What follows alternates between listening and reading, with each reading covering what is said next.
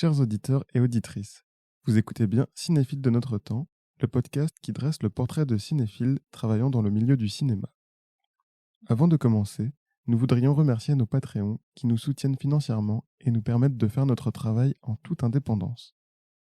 Un grand merci à Lila, Paul, Jean-Noël, Guillaume, Clara, Bernard et Irène. Maintenant, il ne nous reste plus qu'à vous souhaiter une bonne écoute.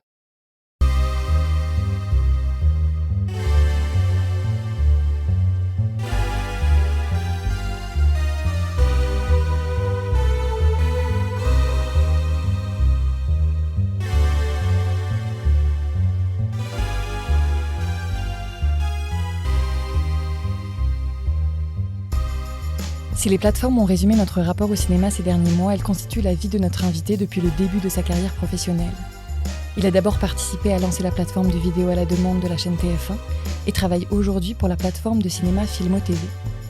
Entre-temps, il a créé un ovni sur Internet, une plateforme au doux nom d'Outbuster qui, comme son patronyme l'indique, met en avant des films qui sortent de nos radars ou qui n'y sont parfois jamais rentrés. Essayant de réinventer la programmation et la recommandation des films sur Internet, notre invité mange à tous les râteliers cinématographiques, surtout les plus rares. Nous sommes très heureux et heureuses d'accueillir aujourd'hui à notre micro Étienne Métras. Bienvenue et merci beaucoup d'être parmi nous aujourd'hui.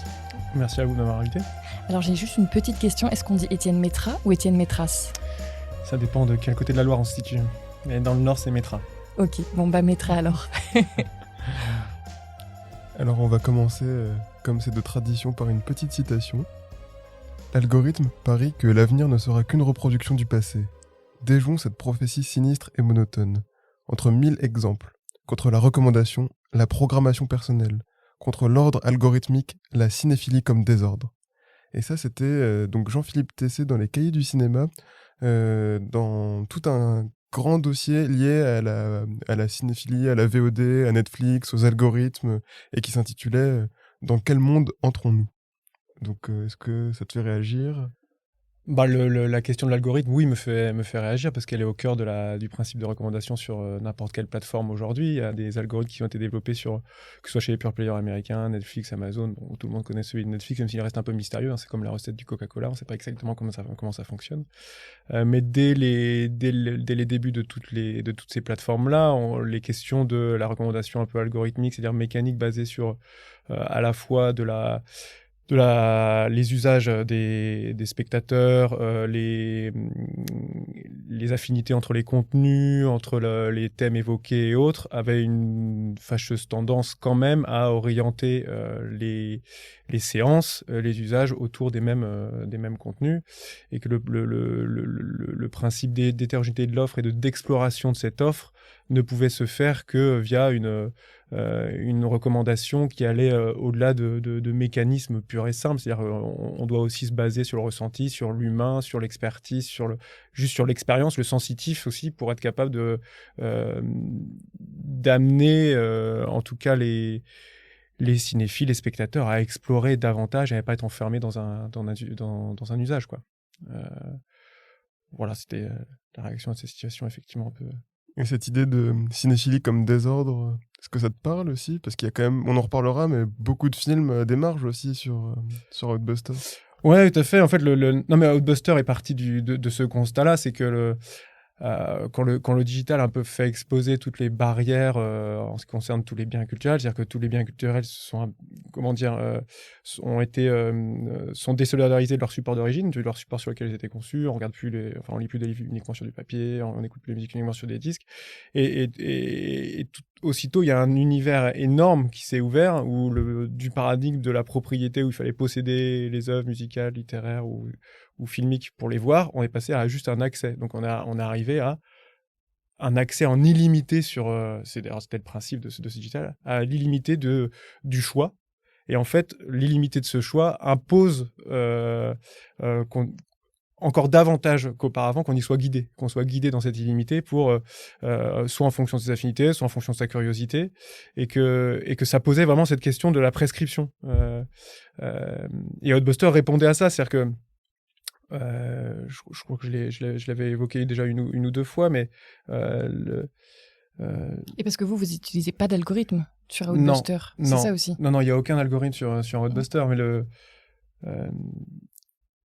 l'idée, c'est que pour en revenir au fondement, c'est de se dire que le digital a permis de mettre le doigt quand même sur quelque chose, c'est que de toute façon, auparavant, il y avait déjà un premier tri qui avait été fait que l'utilisateur n'avait pas décidé, qu'il était réalisé par les distributeurs, par des experts, mais déjà, ce qui arrivait et ce qui était accessible était filtré. C'est-à-dire que tout ce qui arrivait en salle, voilà, c'est le constat que moi je faisais à cette époque-là. 90% des écrans, c'est des films français ou américains. Quand il y a une grosse sortie, ça prend un Star Wars qui sort, c'est 800, entre 800 et 1000 copies. Il n'y a plus beaucoup de place pour d'autres cinémas, et notamment un cinéma plutôt de la marge, mais pas forcément de la marge dans le sens alternatif ou transgressif, juste différent, quoi. Donc d'origine de production différente, avec des thèmes qui pouvaient être différents, etc. Ce cinéma n'avait vraiment pas sa place. Donc j'avais déjà un premier tri qui avait été fait. Et juste le digital moi en tout cas en l'occurrence à l'époque, ça m'a juste ouvert les yeux sur le fait qu'en fait il y avait quand même tout un autre cinéma qui existait et auquel on n'y avait pas forcément accès et qui était pour le moins aussi intéressant que l'autre. Et qu'il fallait aussi avoir des voies pour l'explorer, et que aujourd'hui, je pense que ça va être le cœur de la discussion qu'on va avoir aujourd'hui, mais oui, on va revenir. Quand un cinéphile est lancé un peu dans cette marée énorme de films dont on a l'impression qu'elle est sans limite, il peut être un peu perdu. Et alors, le cinéphile curieux, pas tant parce qu'il s'informe, entre guillemets, il se cultive, il sait un peu mieux ce qu'il recherche, mais le spectateur qui est simplement curieux, qui veut découvrir d'autres choses, pour le coup, il est probablement un peu plus paresseux, je veux dire, dans le sens de nourrir sa cinéphilie, et il va vers ce qui est le plus visible, parce que voilà. Donc tout le sujet de Roadbuster, c'est de se dire ce qui est le plus visible aujourd'hui. La prime à la visibilité ne garantit pas la qualité du film, et que c'est pas parce qu'un film est très visible qu'il est très bon, et c'est pas parce qu'un film n'est pas visible qu'il est pas bon. Donc c'est juste dire, essayons de donner de la visibilité aux films qui le méritent. Voilà, pour résumer. Bah super, on va commencer alors ton portrait. On commence toujours par un petit portrait chinois. Et on t'a posé 3 petites questions. La première, c'était si tu étais un bourre-pif au cinéma, lequel serais-tu? Et alors, tu nous as parlé du film The Raid de Gareth Evans. Donc, est-ce que tu peux nous raconter un peu ce qu'est ce film? Et alors, moi, personnellement, j'ai trouvé que c'était encore plus que du bourre-pif dans ce film, mais tu peux nous en parler un petit peu de pourquoi tu as choisi celui-là? Alors, ce qu'il faut savoir effectivement, parce qu'on est à mon portrait, moi, j'ai aucune formation académique, universitaire, j'ai pas fait d'études, etc. Moi, la construction de ma culture ciné, elle s'est faite uniquement dans les salles et par le visionnage, quoi. Et je suis, a priori, un peu comme beaucoup de gens, c'est-à-dire que ma première appréhension des films, elle est extrêmement sensitive. Elle est vraiment, j'intellectualise pas du tout. C'est-à-dire que je compare d'ailleurs souvent la cinéphilie à l'analogie. Pour moi, c'est la même chose. C'est on n'a pas besoin d'avoir le lexique, les références, le jargon pour apprécier un moment. C'est la même chose pour un film. Et la première expérience, elle est vraiment dans son corps. Et The Raid, c'est exclusivement ça, parce qu'on pourra lui reprocher plein de choses sur la pauvreté du scénario, etc. Mais n'empêche que c'est hyper efficace, quoi, et que tu vis le film, quoi. La façon de tourner les scènes d'action était un peu à chaque fois qu'il y a un grand film d'action qui sort, on dit que c'est une révolution, mais à l'époque on le disait, cette façon de tourner, de pas être dans le cut permanent et de voir toutes les scènes. Moi je me le suis vraiment pris en pleine face, ce film-là. Ouais. Est-ce que tu peux raconter un petit peu, mettre un décor à ce film, parce qu'il est assez particulier, il se passe dans un pays particulier, dans un lieu particulier? Ouais, c'est un film donc de Gareth Evans avec Iko Uwais qui l'a fait juste après Merantau, qui était un succès dans ce pays qui est la Thaïlande. L'Indonésie, je crois. Voilà. Donc, qui était un gros succès là-bas. Et il a réalisé ce film-là. Alors, il avait, je crois, l'objectif initialement d'en faire un seul, mais qu'il a séparé en deux, entre Raid 1 et Raid 2. Donc, je crois que le Raid 1 servait surtout de preuve au monde occidental qui était capable de manier une caméra, et que le 2, c'était de ramener un peu de scénario et un peu d'écriture et d'inscrire ça dans un contexte un peu plus ambitieux que juste des bourre-pifs, quoi. Parce que c'est des combats d'arts martiaux, en fait, pendant tout le film. Ouais, basé sur l'art martial qu'a développé un des acteurs et qu'on n'avait encore jamais vu au cinéma, qui se rapproche un peu de celui de Hong Bak, là, à l'époque, le film d'Europa qui était sorti, là, très percutant, les coups portés, etc. Et, c'était un peu nouveau. Et ce que j'ai trouvé assez étonnant dans ce film, c'est que voilà, c'est une bande de policiers qui doivent arrêter le maître de la mafia, quoi, en gros, qui se trouve en haut d'un immeuble. Et en fait, ils vont monter chaque étage C'est un jeu petit vidéo, à petit. Voilà, ouais, tout à fait. Ouais. c'est Ça- assez marrant comme construction. Ouais, d'ailleurs, la troupe de policiers, au final, est assez inexistante. Enfin, je crois qu'au début du film, il doit y avoir une scène de fusillade, mais en fait, c'est l'acteur principal qui porte tout le film. Les policiers, bon, il sert juste là à tirer un peu au départ, et après, c'est lui qui va franchir les différents niveaux pour arriver jusqu'au boss final et affronter Mad Dog, là, l'acolyte complètement surexcité et apparemment invincible du Big Boss. Mais oui, c'est pour ça que je mettais d'abord l'accent sur l'appréhension presque sensitive de ce film que sur le scénario qui est finalement assez pauvre. Mais est-ce qu'on va voir un film comme ça pour son scénario? Pas moi, en tout cas. Et toi, pourquoi tu l'as choisi? Qu'est-ce qui te plaisait justement dans les chorégraphies? Moi, c'était simplement un très bon souvenir. Je me souviens de ce film-là parce qu'il avait un peu débarqué de nulle part. Je crois qu'il avait été porté par les réseaux sociaux. Tout le monde se demandait ce que c'était que ce film. Tout le monde se dit que c'était une claque. Alors, je pense qu'il y avait un marketing. Je me rappelle plus quel distributeur l'avait sorti, mais il y avait un gros marketing. Je me souviens des affiches dans le métro, etc. Et non, je pense que c'était pour moi, c'est juste un souvenir où, pour une fois, le discours marketing et de com autour de la sortie, le renouveau du film d'action, des coups qui portent, et c'était vrai. Voilà. Mais ça, c'est drôle que tu le soulignes parce que c'est vraiment un film d'action dont on se souvient. Parmi la flopée de films d'action qu'on peut voir qui sortent. Et moi, je sais que j'en ai beaucoup entendu parler, j'en ai beaucoup parlé avec des gens qui, 2, 3, 4 ans après, s'en souviennent encore de ce film-là. Ouais, tout à fait. Ouais. C'est marrant, il a quand même un public assez fidèle, assez fan. Ouais, je pense qu'il avait, pour le coup, il avait vraiment amené quelque chose de nouveau. Et donc on s'en souvient, c'est un peu un jalon, un film un peu marquant dans l'évolution du film d'action, quoi. Mais voilà, ouais. On va passer. Non, après, c'est juste, vous m'avez demandé Bourpif, j'ai associé Bourpif directement à The Raid, mais voilà. Mais c'est marrant. J'aurais pu dire Les Nouveaux Ventura ou autre chose, mais oui, parce que je l'aurais plus associé à un cinéma français parce que le mot est très français, quoi. Ouais. Et donc c'était marrant comme réponse. Ouais, non, mais alors Bourpif, après, effectivement, c'est un des tags sur Roadbuster. C'est pour ça. Ouais, tout à fait. Non, on a créé un peu cet appareil éditorial de prescription sur Roadbuster parce qu'on voulait, et ça vient aussi je raccroche ça au fait que j'ai pas eu de formation, etc. Je voulais un peu décomplexer l'accès à la cinéphilie et dédramatiser un peu des discours qui peuvent rendre inaccessibles des films qui le sont vraiment, quoi. Je dis, ça sert à rien de mettre des mots trop compliqués ou de créer des barrières là où il y en a pas. Ça reste du film, du divertissement, plus ou moins ambitieux, avec plus ou moins d'histoire, plus ou moins accessible et autres. Mais d'abord, avant tout, ça reste des films à voir, à apprécier, c'est du plaisir, quoi. Et donc, d'où la création de ces tags, et notamment Bourpif. Voilà, j'aurais pu dire action, kung-fu, arts martiaux, mais voilà, on dit Bourpif. On t'a demandé si tu étais un plat au cinéma, lequel serais-tu? Et tu nous as répondu The Chinese Feast de Tsui Hark. Alors moi, j'ai 2 petites questions. C'est déjà, est-ce que tu peux nous raconter un peu le film? Parce que tu nous as dit que tu avais choisi ce film parce que les plats semblaient appétissants alors que c'était extravagant. Et je voulais te demander où est-ce que tu as vu ce film aussi, parce que nous, il était introuvable. Il est devenu... c'est ça, il est sorti des radars. Eh ben, merci de cette question-là. Parce que The Chinese Feast, je l'ai vu grâce à un petit éditeur spécialisé dans le cinéma asiatique qui s'appelle Spectrum et qui a une programmation simplement extrêmement riche et d'une qualité exceptionnelle. Et qui à la fois a un rôle de découvreur sur du cinéma un peu contemporain asiatique et de ressortie de films de classiques qui ont pu marquer l'histoire de ces cinématographies-là.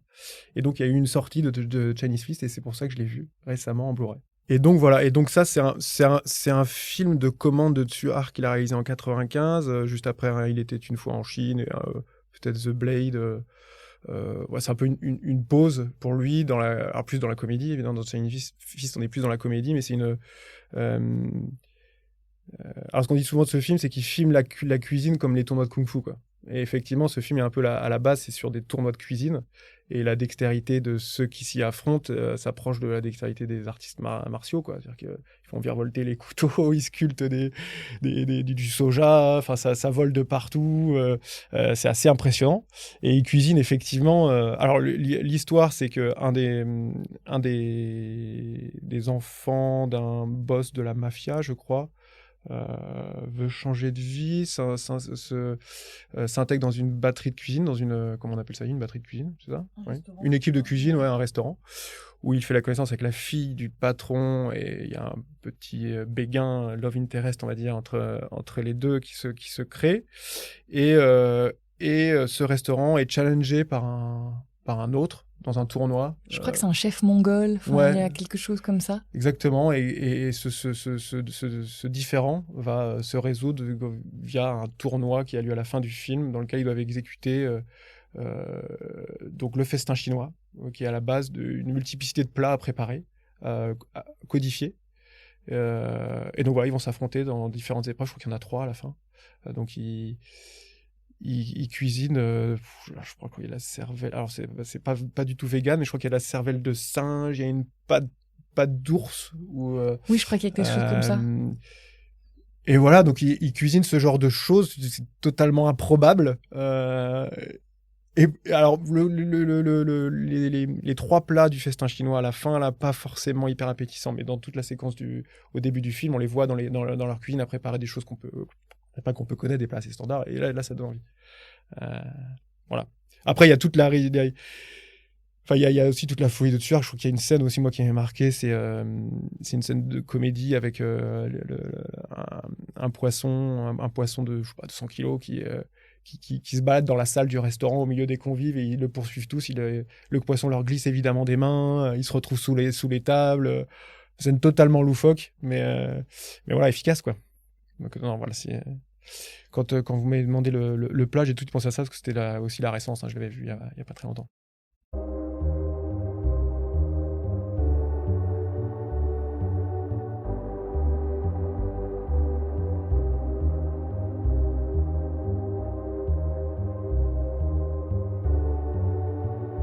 Notre invité revient sur les films qui ont été au commencement de la plateforme Outbuster, dont il déplore pour la plupart l'absence dans les salles et sur les écrans français.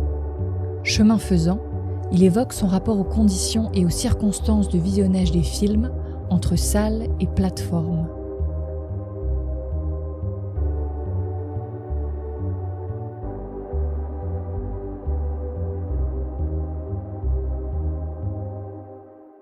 On t'a demandé en première question, vu que tu travailles dans la VOD depuis plusieurs années déjà, est-ce que, donc on s'en doute que oui, mais est-ce qu'il y a des films que tu as découverts grâce à Internet et qui ont profondément marqué ta cinéphilie ? Et tu nous en as cité plusieurs. Il y a notamment Deliver Us From Evil de Hall Bornedale. Ouais. Il y a The Nightingale de Jennifer Kent. Ouais, récent, ouais. Et Alipato de Caven. Ouais. Après, il est disponible sur Outbuster, lui. Non, effectivement, j'ai pas cité. Nightingale est disponible sur Filmo TV. Et Deliver Us From Evil, c'est un grand mystère. Il est disponible nulle part. Je me bats depuis je ne sais pas combien de temps pour essayer de faire de sortir ce film, parce que ça fait très longtemps qu'il excite un peu la curiosité des cinéphiles. Moi, j'ai eu la chance de le voir, et effectivement, moi, j'ai trouvé ça exceptionnel, hein. C'est un des films qui est à l'origine, effectivement, d'Outbuster, en me disant, mais comment un film comme ça a pu passer à travers une distribution en France, quoi. Moi, j'ai trouvé vraiment ce film exceptionnel. Et le Bornedal, on le connaît. C'est un réalisateur danois. Qui a fait qui a eu des expériences hollywoodiennes aussi. Là, c'est un film, comment dire, une espèce de thriller. C'est un espèce de thriller qui se veut un peu, notamment dans une même partie, remake des Chiens de paille de Peckinpah, où on a au début du film une dame qui meurt écrasée par un camion, et dans le village, on cherche un coupable, et le coupable idéal, c'est l'immigré du coin qui rend des petits travaux, qui est un peu benet. Alors voilà. Et donc alors que c'est pas lui. Alors je me souviens plus à la fin exactement, parce que je crois que justement il y a un twist à la fin, mais je vais pas spoiler. Et donc tout le film, la confrontation entre deux frères, un qui est resté dans ce village-là un peu confit dans ses habitudes, la bière, j'allais dire le chômage, mais oui, voilà, il fait rien de sa vie, quoi. Il fait rien de sa vie, il vit de petits expédients, etc. Et son frère, lui, qui est parti depuis longtemps en ville et qui a réussi sa vie, entre guillemets, et qui est devenu avocat et qui revient dans son village d'origine pour s'occuper de la maison, je crois, du coin avec femmes et enfants, etc. Et donc c'est assez basique, on a la confrontation de ces deux univers-là, entre l'un qui a pas bougé, l'autre qui a beaucoup évolué, qui s'est ouvert culturellement, enfin tout ce qu'on veut, c'est assez basique. Et voilà, c'est cette histoire de la confrontation de ces deux mondes, quoi, entre ces villageois un peu dans l'entre-soi. Très fermé, très coupé du monde. Exactement. Mais moi, pour moi, c'est vraiment une tragédie, c'est-à-dire que c'est au sens grec, quoi. C'est la catharsis. C'est très basique comme quand je l'expose comme ça, c'est effectivement très basique. On a l'impression que c'est, mais en fait, c'est super bien tourné, super bien filmé, c'est très prenant.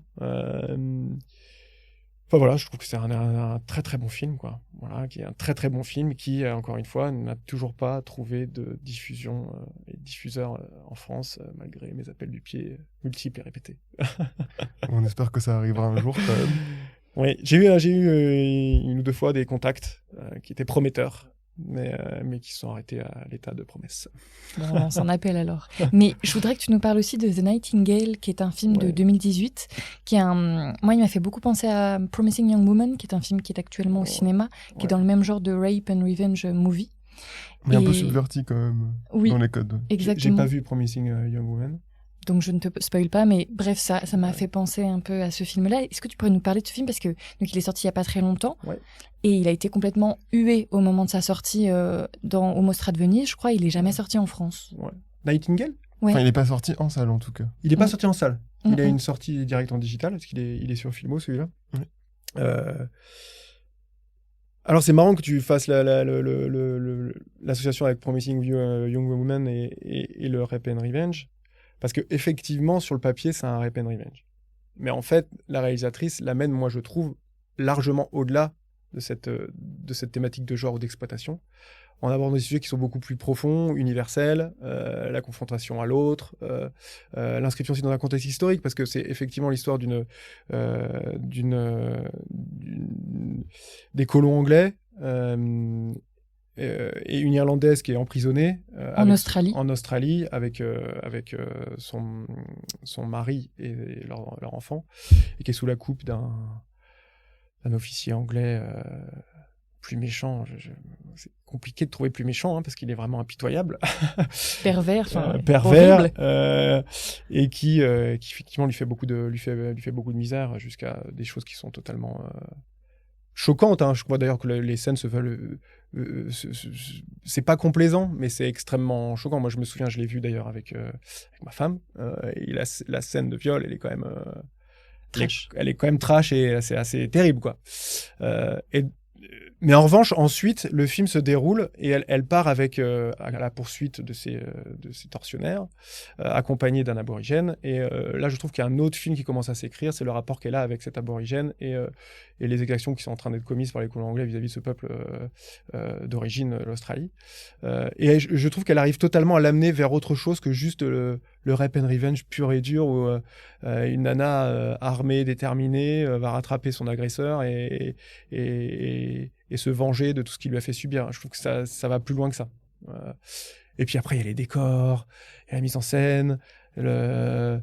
On est dans le bush australien. Voilà, puis en plus, j'étais en train de lire un livre là-dessus, donc moi aussi, je trouve que c'est des expériences qui sont un peu uniques, qui sont inscrites dans un contexte aussi où tu les découvres. Et moi, ce film-là, j'étais en train de lire un livre sur ce conflit aborigène avec les colons.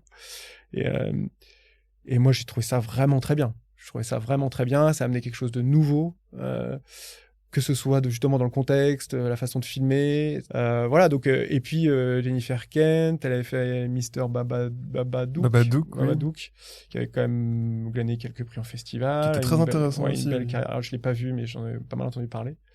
Donc voilà, moi je trouve que c'est comme je dis, c'est un peu le cinéma du présent. Il faut arrêter de trop se tourner vers le passé. Il y a des jeunes talents, des jeunes réalisateurs. Il faut aussi leur donner plus de visibilité pour qu'ils puissent... Moi, j'ai envie de voir ce qu'elle va faire derrière, quoi. Après un film comme ça, je me dis, mais qu'est-ce qu'elle va pouvoir faire, etc. Donc voilà, donc je suis content d'avoir découvert ça. Et effectivement, il a eu une sortie qu'en digital. Enfin, qu'en digital. Non, pas qu'en digital, en physique aussi, mais pas de salle. Mais t'as pas regretté, justement, mais c'est un film que j'ai regretté de ne pas voir en salle, tellement il était immersif. Ouais, je suis d'accord. En salle, ça aurait été pas mal. Ouais, non, mais je suis d'accord. Je suis d'accord, en salle, ça aurait été pas mal. Bon. Non, mais moi, je suis pas du tout dans le conflit salle. moi, je pense que presque tous les films devraient se voir en salle. Après, il s'avère que les salles, c'est un réseau de diffusion qui est déjà complètement Bouché. saturé. Ouais. Il y a peu de place pour les films. Voilà, faut trouver. Il y a des voies de distribution qui sont alternatives pour certains films. Et ben, il faut les utiliser pour qu'ils soient visibles. Après, si on peut faire une de projection en salle, d'ailleurs avec Ghostbusters, on s'est jamais retenu. Je veux dire, quand on pouvait diffuser, on a fait des projections en salle régulièrement. Et, je pense que c'est important. Un film pour moi, ça peut se voir en salle, ça peut se voir chez soi. Voilà, il n'y a pas de rapport de hiérarchie. L'important, c'est que les films soient vus. Et puis, c'est diffusé et qu'ils touchent leur public, quoi. Et aujourd'hui, le problème, c'est qu'il y a quand même beaucoup de films qui ne touchent pas leur public, ou le public qu'ils pourraient avoir, parce que le public qu'ils ont, c'est celui qui a été acheté par des campagnes marketing ou de pub, qui fait qu'il y a des films qui tirent toute la couverture à eux, et qu'il y en a d'autres qui sont laissés sur le bas-côté. Bon, ça, c'est un discours assez Non, on traditionnel. aura, mais- on aura l'occasion de reparler Ouais. de tous ces questionnements que tu as dans ton travail aussi.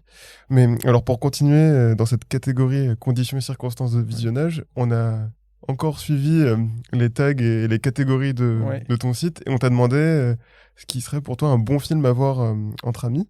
Et alors, tu nous as cité plusieurs films, mais qu'on pourrait séparer en deux. D'un côté, il y a ces films qui sont un peu potages, voire nanars, donc comme Whitefire ou New Kids Turbo, Ouais. qui est aussi un film sur Outbuster. Et de l'autre côté, tu nous as répondu avec Cutterhead, donc Exit, Ouais. quand le film est sorti en salle salle. en France, Ouais. et qui est beaucoup plus grave aussi. Donc, Ouais. est-ce que tu veux revenir sur ces trois films? Non, en fait, ce que je disais, c'est que la dénomination entre amis dépend de l'intention qu'on a dans ces séances-là. Moi, effectivement, quand on a porté la segmentation sur Hotbuster, entre potes, on était plus du côté potache et soirée, plaisir coupable, un peu régressive, euh, des films où il n'y a pas nécessité absolue de devoir réfléchir au déroulement de l'intrigue et on peut discuter devant. Voilà, ça c'est la définition première pour moi du film entre potes et c'est celle a priori qui est plus associée à La celle catégorie. à la catégorie sur Hotbuster. Après, il y a des films qu'on a simplement envie de faire découvrir parce qu'ils nous ont touchés, marqués, qu'on les a découverts et qu'on se dise simplement ces films mériteraient davantage de visibilité. Et c'était le cas de Cutterhead, effectivement, où donc c'est l'histoire d'une journaliste danoise qui va sur les travaux dans le métro, donc qui s'enfonce un peu dans les entrailles de la Terre, littéralement, et qui va à l'encontre des ouvriers, qui sont effectivement une représentation un peu hyper mixte. Il y a beaucoup d'immigrés, c'est un peu le melting pot, etc. Donc elle arrive avec toutes ces idées un peu préconçues sur comment ces gens-là cohabitent, etc. Et en fait, ça se transforme au milieu du film en un survival. Parce qu'il y a un accident. Parce qu'il y a un accident. Et ils sont bloqués dans un sas C'est ça.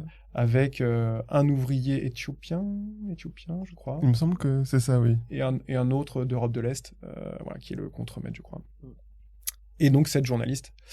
Et voilà, la deuxième partie du film bascule dans ce survival, comment ils vont faire pour s'en sortir, sachant qu'ils sont à 6 pieds sous terre, enfin pas encore, mais ils sont voilà, dans les entrailles de la terre, et comment ils vont faire pour s'en sortir.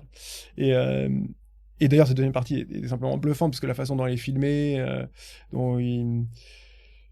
voilà, moi j'ai trouvé ça encore une fois c'est très sensitif comme expérience, notamment dans cette deuxième partie, parce qu'on sent l'étouffement, Ah oui, on sent les faut pas être capacités claustro physiques. en fait, c'est Ouais, tout à fait. complètement. Ouais.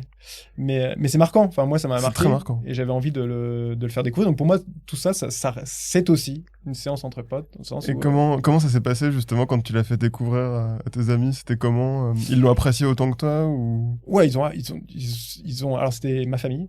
D'accord. En l'occurrence, donc effectivement entre potes, entre familles aussi. Oui, ça marche aussi.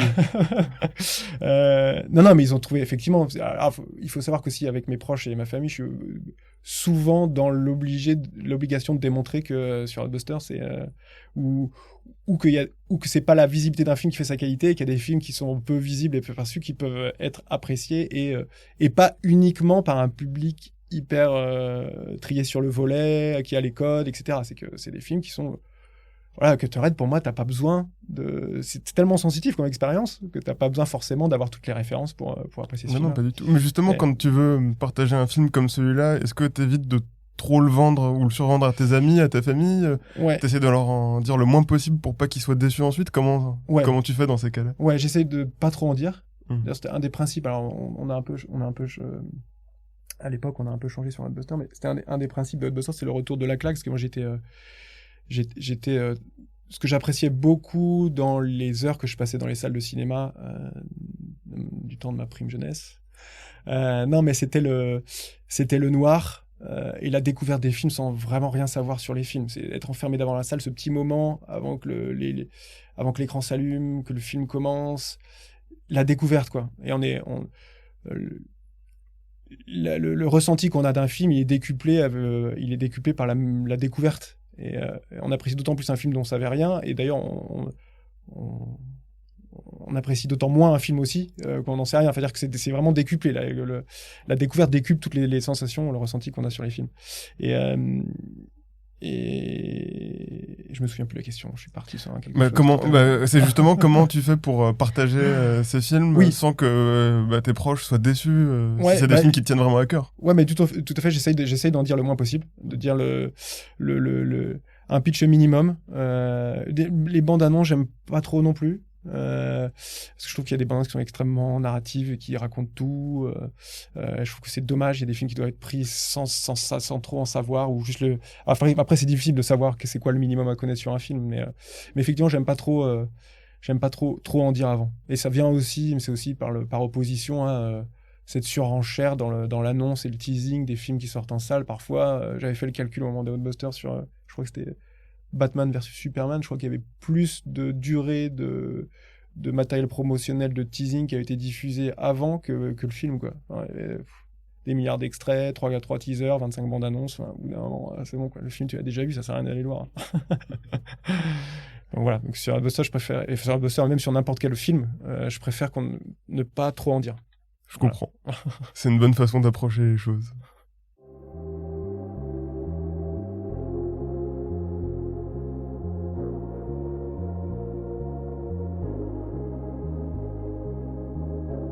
Dans cette troisième grande partie, Étienne Métras raconte comment l'océan Internet a changé en profondeur son rapport au cinéma.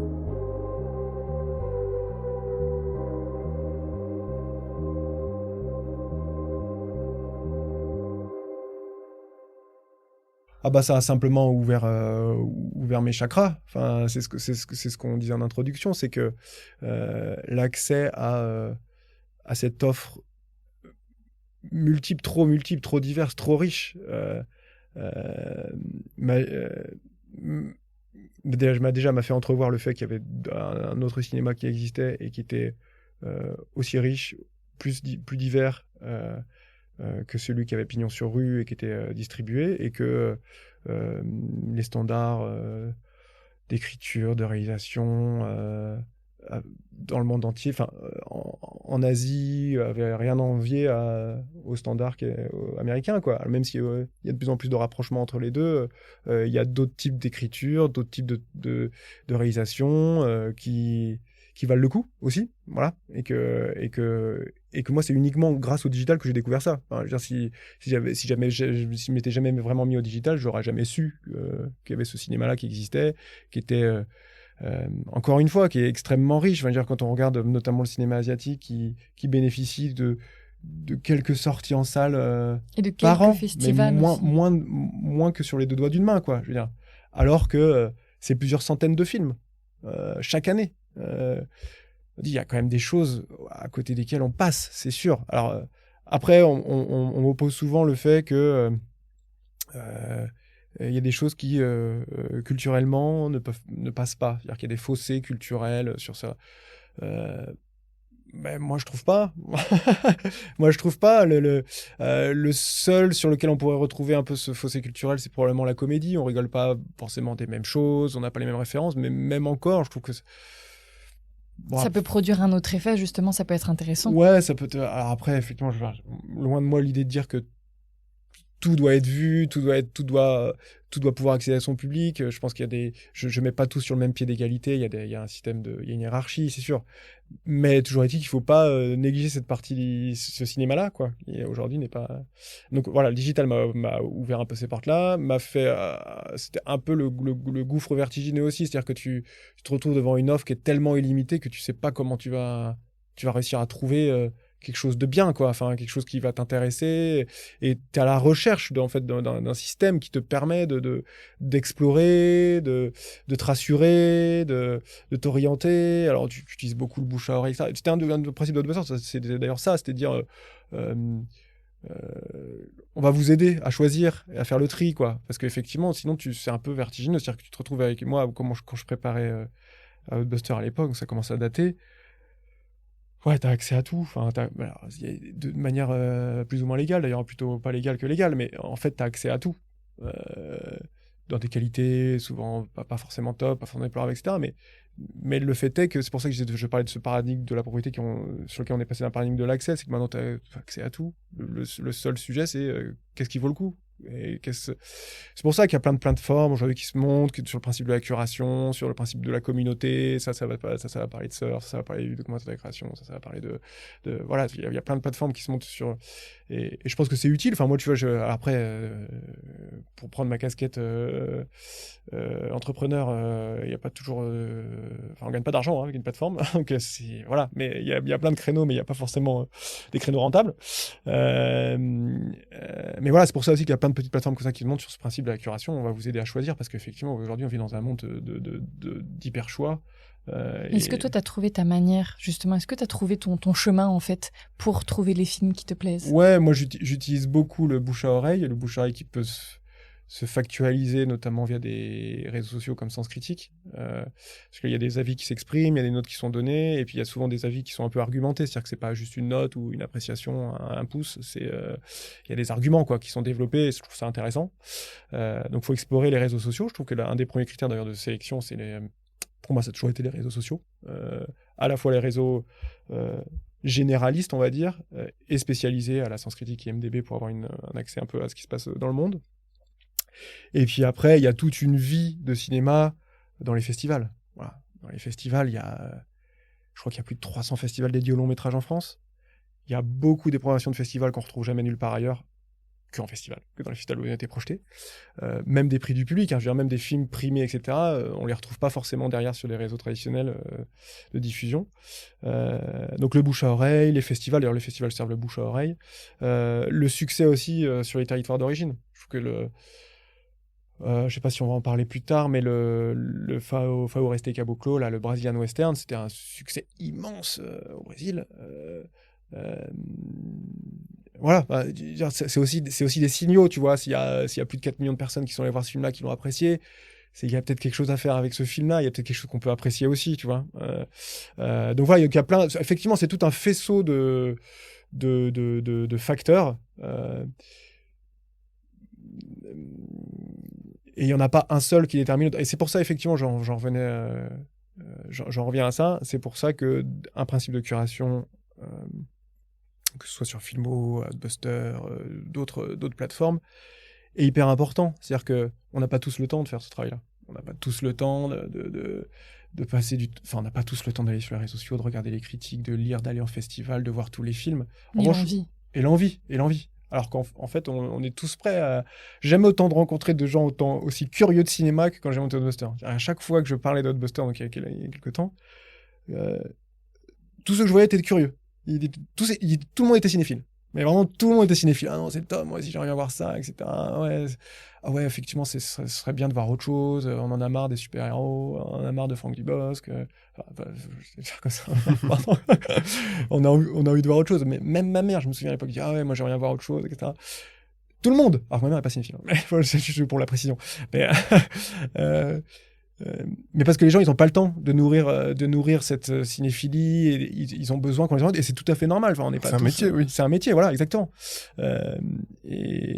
Et je pense qu'il faut qu'il y ait des gens qui endossent ce rôle-là d'être des guides et de les orienter, tout en ayant les chakras suffisamment ouverts pour pas négliger une partie du cinéma, quoi. Voilà. Et Ouais. Je pense que c'est important parce qu'on est dans le métier d'édition vidéo, la programme de distribution, on a tous plus ou moins nos prismes, nos filtres, on programme plus ou moins. On dit toujours, il faut pas programmer en fonction de ses goûts. Mais en fait, au final, on est tous conditionnés plus ou moins à choisir les films. Et avec l'expérience, au bout de 10-20 ans, on se rend compte qu'en fait, on a programmé toujours les mêmes films.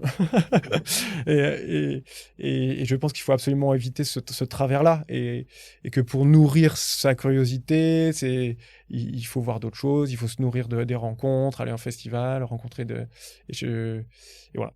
Je pense qu'il faut jamais se contenter de ses goûts. Pour sa carte blanche, notre invité revient sur le premier film mis en avant par Outbuster, le tendre Being Good, œuvre méconnue réalisée par Mipo Oh, cinéaste japonaise, pourtant adoubée par le réalisateur Hirokazu Koreeda. Alors le film que tu nous as proposé en carte blanche, c'est le premier film qui a été montré sur Outbuster, je crois, Being Good, de Mipo Oh, donc une cinéaste japonaise qui a été notamment adoubée par Koreeda Hirokazu et qui pourtant n'est jamais sortie en salle en France. Ouais. Alors on te laisse on te laisse décrire la scène que tu as choisie. Alors, Being Good, en fait, c'est le film. On a, pour le lancement d'Outbuster en juin 2016, on a organisé une projection en salle et c'est le film qui a été projeté. Ah oui, voilà. C'est le film qui a été projeté en salle au moment du lancement officiel, on va dire, d'Outbuster. Et je me souviens encore du regard des gens au sortir de la salle. Ils disaient, mais c'est vrai que c'était quand même pas mal. C'était un grand film. Mais c'est vrai que pourquoi ça... Ça fait plaisir. Le film avait été passé au FICA, donc il était quand même passé dans un festival au moins en France, peut-être deux, peut-être qu'il était ailleurs que le FICA. Il a eu un prix, donc prix du public. Autre. Et c'est un film, je crois que c'est le deuxième film de Mipo. C'est un film choral autour d'un quartier japonais dans lequel se trouve une école. Et il y a 3 personnages principaux. Il y a un enseignant, tout nouvel enseignant. Il y a une vieille dame qui a Alzheimer. Et puis il y a une maman qui maltraite son enfant. Voilà, donc c'est tout ça. Pourrait être un peu misérabiliste et en fait c'est traversé par la grâce, quoi. C'est solaire. On n'est pas du tout dans cette façon de filmer qui alourdit, qui rend triste, qui rend alors même si effectivement les thèmes sont durs, il y a quand même une manière de le traiter qui est extrêmement belle, moi je trouve. Et la scène dont je voulais parler, oui, c'est effectivement une scène de cet enseignant qui est confronté à ses premiers cours, à ses premiers élèves, qui se rend compte que sa formation, qu'il avait peut-être des préjugés, qu'il y a probablement des limites à son rôle de professeur et que ces limites peuvent être représentées par l'institution ou les parents des élèves et que voilà, il y a des choses qui sont de sa responsabilité, d'autres qui ne le sont pas et que ça peut être frustrant, mais que voilà. Et donc, je crois qu'il revient, il revient de l'école et il est avec sa sœur et il s'assied dans un fauteuil un peu désabusé, on va dire. Il est au bord de... Oui, c'est ça, il est complètement déprimé. Complètement déprimé. Enfin, il va vraiment pas bien. Il va vraiment pas bien. Et le fils de sa nièce, qui est là, monte dans ses bras et lui fait un câlin. En répétant à plusieurs reprises, je crois, ça va, ou est-ce que ça va, etc. Donc c'est un petit garçon qui a à peu près l'âge de ceux dont il s'occupe. Un peu plus jeune, je crois. Oui, même un peu plus jeune. Un peu plus jeune, c'est ça. Et qui monte dans ses bras et qui lui dit, qui se serre contre lui et qui lui donne à plusieurs reprises ça va, en s'éloignant de lui, en le regardant un peu. Il dit ça va. Et évidemment, l'enseignant finit par lui faire un gros câlin.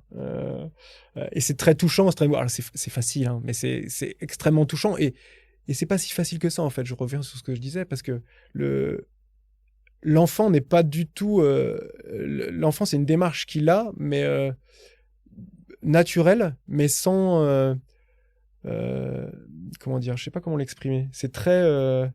je te rends un service. Enfin, je te rends un service. Je peux faire des câlins. Voilà, je peux faire des câlins, mais c'est quelque chose. Il le fait presque froidement son câlin. C'est-à-dire, je viens de faire un câlin. Tu as besoin d'un câlin. Je viens de faire un câlin. Voilà, je suis fournisseur de câlins.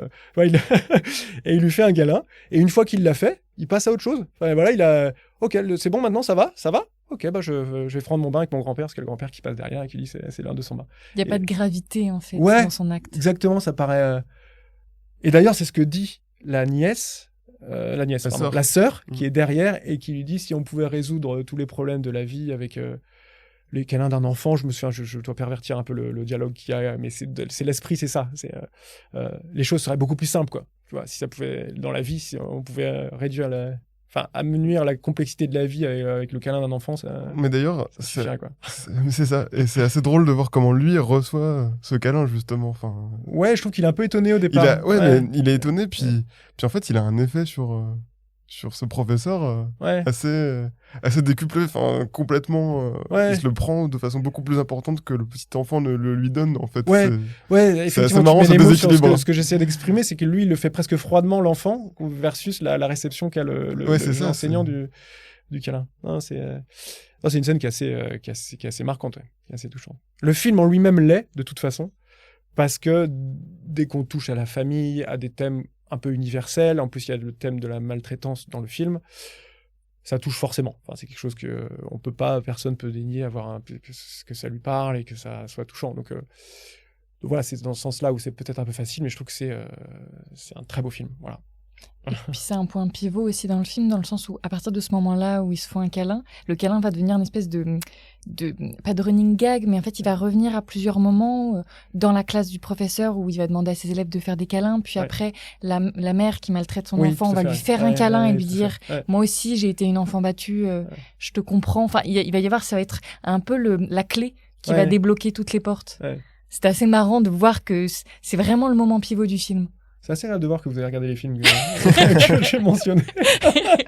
Quand même, il faut qu'on travaille.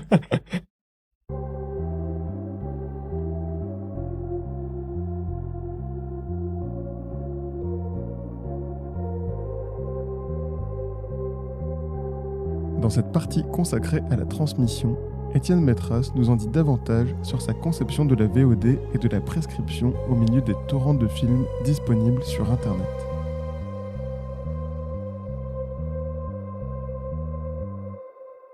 On t'a demandé quels ont été les films en fait qui ont été à l'origine de la création de Outbuster. Donc il y a Being Good dont on vient de parler, il y a Faoreste Caboclo dont tu as un tout petit peu parlé aussi tout à l'heure. Deliver Us From Evil qui est très difficile à voir et Headhunters qui est plus facile à voir. Qui est plus facile à voir parce qu'il est sur Outbuster. Non, mais il est un peu on l'a eu, je sais même plus s'il est encore sur Outbuster en fait, peut-être. Mais il a été aussi, je l'ai vu plus tard, donc je l'ai vu même récemment sur Netflix. Oui, voilà, il est beaucoup plus disponible. Son réseau. Et qui est un film danois, il me semble. Non, norvégien. Ouais, de Morten Tildum. C'est ça. Qui a eu aussi, qui a fait Passengers, je crois. Avec Pratt et Jennifer Lawrence, non? C'est Jennifer Lawrence? C'est ça. Ouais. Et un autre, parce qu'il a une Imitation Game, je crois. Un truc. Avec Cumberbatch. Je sais jamais comment le prononcer. Avec Benedict. Oui, tout à fait, c'est mieux. Et alors, dans tous ces films que tu as cités, est-ce qu'il y en a un Hunter, c'était vraiment. Moi, j'ai vraiment pris. Je l'ai découvert sur un petit DVD qui était fourni par Lyon 3, je crois, à l'époque. Dans mon salon, je lui dis qu'est-ce que c'est que ce truc-là, et j'avais trouvé ça vraiment. C'est là où je disais que il y a des standards maintenant dans le monde entier. Ils sont élevés, tous les standards de production, d'écriture, de réalisation se sont élevés dans le monde entier. Et on peut plus dire qu'il y a du sous-cinéma ou autre chose. Là, c'est un thriller. Bon, il y a Jamie, j'allais dire Lannister c'est dans Game of Thrones, non? Oui. Comment il s'appelle? C'est l'acteur qui joue Jamie Lannister. Exactement. Qui joue dedans. C'est pas le héros, mais c'est l'un des personnages principaux. Ouais, le film, il est exceptionnel. Enfin, il y a du rythme. C'est l'histoire d'un. Il est très séduisant, le film. Ouais. Ça commence sur les chapeaux de roue. Ouais, c'est très commercial. C'est très commercial. Ouais, tout à fait. Et c'est un film, c'est plaisant parce que c'est un film de casse aussi, de vol. On vole des œuvres d'art. Et... Ouais, tout à fait. C'est l'histoire d'un chasseur de tête qui, la nuit, vole des œuvres d'art pour pouvoir payer des babioles à sa femme, en gros. Donc il est très, très amoureux, enfin je synthétise. Hein, mais... Non, mais c'est bien, c'est bien synthétisé. Et il s'avère qu'à un moment, il vole le mauvais truc, ou il est poursuivi... Il vole la mauvaise personne. Il vole la mauvaise personne, voilà. Et il est poursuivi donc, par un être impitoyable appelé Jamie Lannister. Non. Et voilà. Et donc effectivement, c'est assez basique, c'est très commercial, mais c'est hyper efficace. Et on est scotché, moi je trouve. Alors après, c'est ce que je disais sur la découverte. La découverte décuple le sentiment qu'on a sur le film. Moi, je l'avais vraiment mis en ne pensant absolument rien du tout de ce film. Je l'ai mis comme ça dans le truc, je savais même pas ce que c'était. Et oui, voilà, peut-être que si j'avais été prévu, je dis bon, bah finalement, oui, effectivement, c'est ce qu'on m'avait dit, c'est un thriller, etc. Mais là, voilà, j'étais scotché. Et alors, est-ce que cette découverte, ça fait partie des déclics qui t'ont vraiment donné envie, qui t'ont donné l'idée d'Outbuster, ou tu l'avais déjà avant, quand même, cette idée? Alors, l'idée d'Outbuster, moi, je l'ai eu un peu avant, parce que comme tu l'as rappelé, j'ai travaillé pendant 10 ans pour le service de VOD du groupe TF1, dans lequel je m'occupais notamment de l'assortiment en termes de contenu. Donc, je voyais passer toute la programmation des studios, des indépendants qu'on avait, et je me dis, il y a quand même plein de choses qui prennent la poussière, en fait. Il y a plein de choses qu'on voit pas. C'est-à-dire que nous, on fait des choix de programmation. Alors, à l'époque, on n'en faisait pas trop. Il y avait un peu de remplissage quand même. Mais il y avait quand même pas mal de choses qui prenaient encore la poussière sur les étagères des studios. Et puis, voilà, si déjà il y a des choses qui prennent la poussière sur les étagères des studios, je me demande ce que ça doit être chez les indés et les petits, quoi. Il y a pas mal de choses qui traînent. Donc déjà, j'avais cette idée-là de se dire, il y a quand même une partie des cinéphiles qui peuvent être frustrés du manque de diversité ou du manque de visibilité de certaines cinématographies, et qu'il fallait y remédier, quoi. Donc j'avais déjà cette idée-là avant. Et puis après, c'était l'époque aussi où émergeait ce nouveau concept qui a jamais vraiment éclos ou été développé, qui était le concept du e-cinéma, en disant on va créer un cycle d'exploitation alternatif à celui de la salle, et dont la première diff, ce serait du e-cinéma, ce serait une diffusion en digital, et on va essayer de construire un cycle d'exploitation à partir de cette diffusion-là. Ça n'a jamais vraiment... Voilà, mais en revanche, moi j'ai vu l'opportunité de cette fenêtre-là pour faire découvrir 1 milliard de films qui n'avaient pas accès justement à la voie royale de la salle, mais qui pourtant mériteraient d'être vus, quoi. Donc j'avais déjà eu cette idée. Après, effectivement, enfin, concrètement, avant de mener Outbuster, j'ai passé 5-6 mois à regarder des films. Voilà. D'accord, pour me convaincre que, effectivement, la difficulté principale dans le projet d'Outbuster, c'était pas de trouver des films. Parce que des films, il y en a. Et des films de qualité, il y en a plein. Mais de les choisir. La difficulté, ça va être de les choisir. Et après, c'est la difficulté qu'Outbuster a aujourd'hui et qu'ont toutes les plateformes, c'est de trouver... d'avoir suffisamment de visibilité pour séduire et recruter un peu du public, et transformer cette idée qui est très belle en un truc qui peut être pérenne et je veux dire économiquement, quoi. Donc vraiment, la difficulté aujourd'hui, c'est de trouver le public sur ces... On sait qu'il y a des bons films, mais il faut trouver le public faut convaincre les gens face à des mastodontes qui repeignent le métro ou qui rachètent 1 milliard de spots télé. Et voilà, quand Army of the Dead sort sur Netflix... oui, là, il y a moins besoin de... le truc qui tue tout, enfin... mais c'est drôle, justement, tu parles d'idée de convaincre, parce que effectivement, sur Outbuster, il y a des films qui viennent des marges, qui sont peut-être plus difficiles à voir. Par contre, Headhunters, c'est très séduisant dès le début, en fait. Donc, effectivement, ça peut être un film, effectivement, pour démarrer. Ouais, tout à fait, ouais. Mais...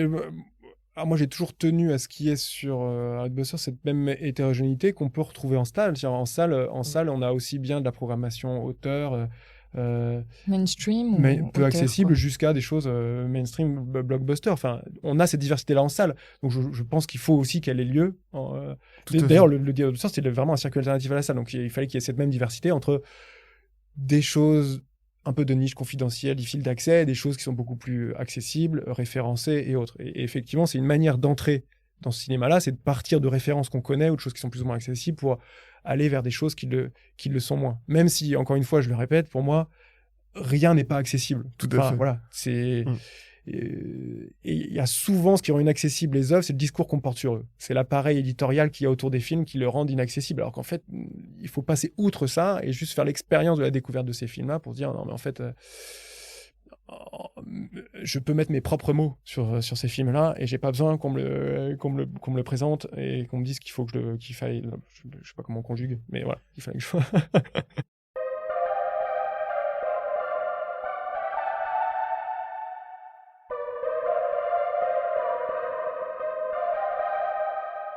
Mais on va finir cet entretien par notre question fétiche qui s'appelle le film refuge. On t'a demandé quel était ton film refuge et toi, tu nous as répondu que tu n'en avais pas. Alors, est-ce que tu nous as quand même répondu par un film, mais avant de parler de ce dernier film, est-ce que tu peux nous dire, voilà, pourquoi tu ne réfléchis pas en termes de film refuge et que c'est pas des... Enfin, Alors, voilà quoi, c'est pas ça pour ce... Non, mais je t'avouerais que j'ai un peu réfléchi au sens de la question, qu'est-ce que ça signifie un film refuge. Je pense que c'est le film, enfin, moi, la façon dont je l'ai compris, c'est le film auquel tu te réfères quand t'as besoin de te rassurer, t'as besoin de voir un bon film, c'est une référence pour toi. Non, mais ça peut être une réponse totalement. Ça peut. Mais moi, effectivement, ma réponse là, c'est que j'ai pas ce genre de film. Je pensais avoir ça. Il y a des films qui m'ont beaucoup marqué. Et c'est ce que je vous disais dans la réponse, c'est que la plupart du temps, quand je revois ces films-là, je suis déçu. Parce que je leur ai fait porter tellement de choses au moment où je les ai découverts, dans le contexte dans lequel je les ai découverts. Ils m'ont apporté tellement de choses, que je ne peux être que déçu, les revoir des années plus tard, ou me dire, mais en fait, le moment que j'ai vécu, il est pas reproductible, quoi. Il est associé, lié à cette expérience-là, à ce moment-là, et vouloir le reproduire, j'y arriverai pas, quoi. C'est compliqué. Effectivement, je donne l'exemple de Phantom of the Paradise de Brian De Palma. De Brian De Palma. Quand je l'avais vu, j'étais vraiment... Tu l'avais vu comment ? Alors, je me souviens plus comment je l'avais vu. Je pense que je l'avais vu... Alors, je l'avais pas vu en salle. Je pense que je l'avais vu sur une édition DVD chez moi, tout seul. D'ailleurs, la plupart des films qui m'ont marqué, c'est des films que j'ai vus seul. Encore une digression, mais parce que effectivement, non, mais j'ai ma période prime jeunesse, salle de cinéma, etc. J'allais au cinéma toujours tout seul, moi. Quitte à aller voir 2 ou 3 fois les films pour les séances d'après avec des gens. Mais la première séance, j'aimais bien être tout seul. Je trouve que c'est plus facile pour... Et donc, Phantom of the Paradise, et je l'ai découvert tout seul aussi, mais pas en salle, mais je l'ai découvert tout seul. Et j'ai été surpris par ce film-là, en fait. J'ai été surpris au moment où j'ai découvert, je ne m'attendais pas à ça.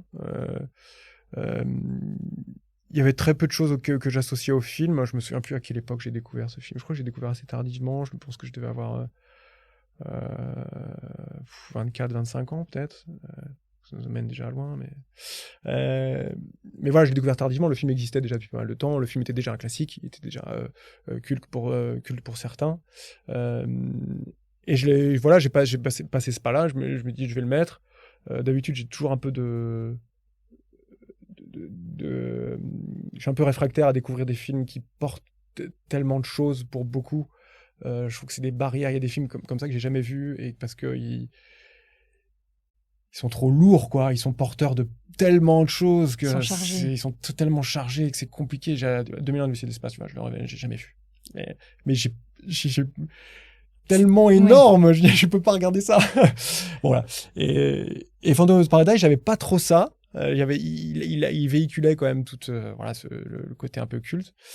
Mais voilà, j'ai adoré les scènes musicales dès l'intro, en fait, dès le début, le petit concert là qui est fait, la musique me parlait, ce personnage de cet artiste névrosé, évidemment névrosé de toute façon parce que c'est un artiste, voilà, qui vend, dont pique l'œuvre, et qui ensuite se retrouve à errer, à chercher à se venger. Enfin, c'est... Encore une fois, ça a atteint des dimensions. C'était un peu comme ce que je disais sur le Nightingale. C'est-à-dire que de quelque chose d'extrêmement singulier et intime, on arrive à aborder des sujets qui sont très universels. Et comme Oli Bornedal, hein, c'est que tu te confines un peu à la tragédie et ça parle à tout le monde. Et je trouve que Phantom of the Paradise, c'est ça. C'est qu'à un moment, c'est une tragédie grecque. Ouais. Voilà. Non, mais ça dépasse ça dépasse la petite histoire pour atteindre le côté ça parle à tout le monde, c'est universel, et voilà, ça te touche, quoi. C'est grandiose. Voilà. Et après je l'ai revu, donc parce que le deuxième visionnage, et je me dis mais pourquoi j'avais et j'ai pas trouvé que c'était pas bien, hein, mais je me suis dit mais comment j'ai pu faire je me suis étonné moi-même, voilà. Ça t'a pas fait le même effet, oui. Non, ça m'a pas du tout fait le même effet, et j'ai pas retrouvé ce que j'avais pu vivre, voilà. Moi, j'ai quelques films comme ça. Et tu l'as vu aussi sur un petit écran, c'était à peu près les mêmes conditions. À peu près les mêmes conditions, sauf que pour le coup, c'était pour la petite histoire, c'était presque encore encore pire parce que je voulais le faire découvrir à ma femme. Je lui ai dit, attends, je vais te faire découvrir un film que j'ai adoré quand j'étais jeune. Tu vas voir, c'est un très très grand film, tu vas kiffer. Dommage. Ouais, ça marche pas tous les coups. Hein, Bah non.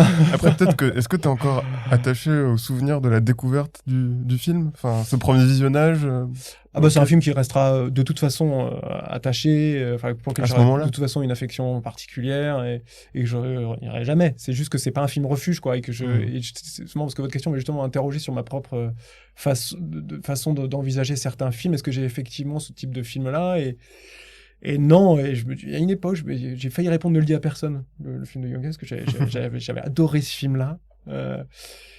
Et c'est pareil, non, mais c'est pareil que Phantom of the Paradise, c'est des films que j'ai revus et que au final, je trouve un peu datés, voilà, et qui me parlent plus autant.